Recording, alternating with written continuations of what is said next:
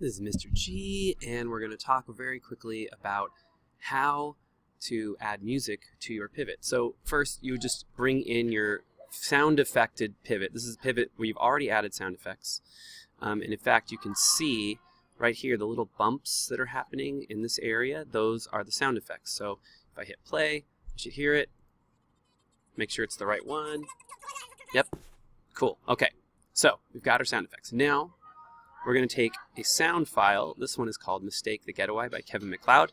And I'm going to, now you can drag it in or you can insert it at a certain point. I'm going to go ahead and I'm going to use add music at current point. I'm going to navigate to it on my desktop just to be safe. I'm going to open it and there's my music. Look at that, I got the music and the sound effects. Now, the music is a lot louder than my sound effects. So I need to double click on the music. And I'm going to adjust the music volume so that it's there, but it's under the other sounds. So I can still hear the sound effects. I hear the music. I get the feel of the music. I could even bring that music up just a little bit. And then it could come up more. Like you could make it so that at certain spots it comes up more. For example, there's not a whole lot of, I'm going to zoom back out a little.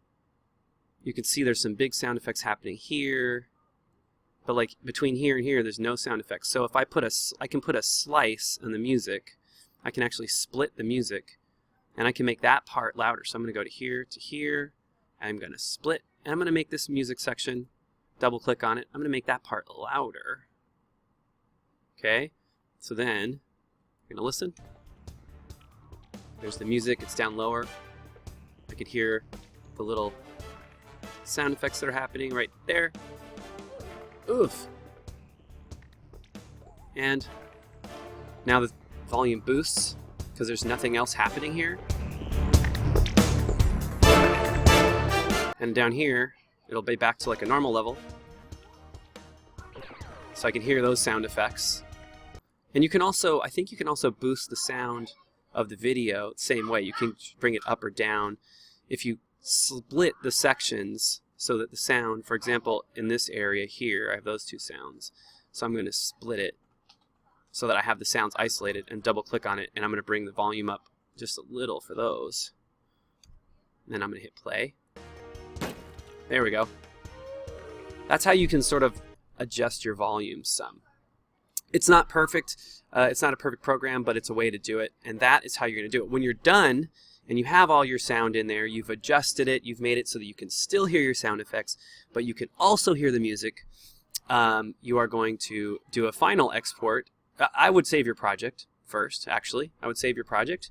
Save it to make sure you're in your H drive. See, I'm in my H drive, and I'm in my pivot folder, and I'm just going to call this my name. So let's say I'm in period 5, and my name is Mr. Giles, and my project is called Ninja Bacon. And then this is going to be music. I'm going to put music, so it's not SFX anymore because I've added music. Or I could put SFX plus music if I wanted to, and then I'm going to save it. Now I'm going to export it. That was saving my project file. Now I'm going to save the movie. You should always, always, always save the project file first. Now, for computer, and it should be an MPEG-4, and I'm going to save it in the same place. Make sure I put it in my period. In this case, I'm saving it in period 5, and I'm saving an MPEG-4. Save. And then that file, the MPEG-4, is the file you're going to turn in the final version in Google Classroom. If you're doing your own videos at home, you can upload it to YouTube. You could upload this to YouTube and share it with the world. Have your own animation channel. Some of you already do, and you're just looking for advice or tips. I hope this has been helpful. But anyway, this process takes, depending on how long your animation is, it could take a minute or two to fully render. If you have a much longer animation, it can take a lot longer. I would suggest if you're making really longer animations and more complicated with lots of sounds, I would suggest looking into a different program like Adobe Premiere or Final Cut. For the Mac. They're much deeper controls. But anyway, have a great day. I hope this was helpful. Catch you on the flip side.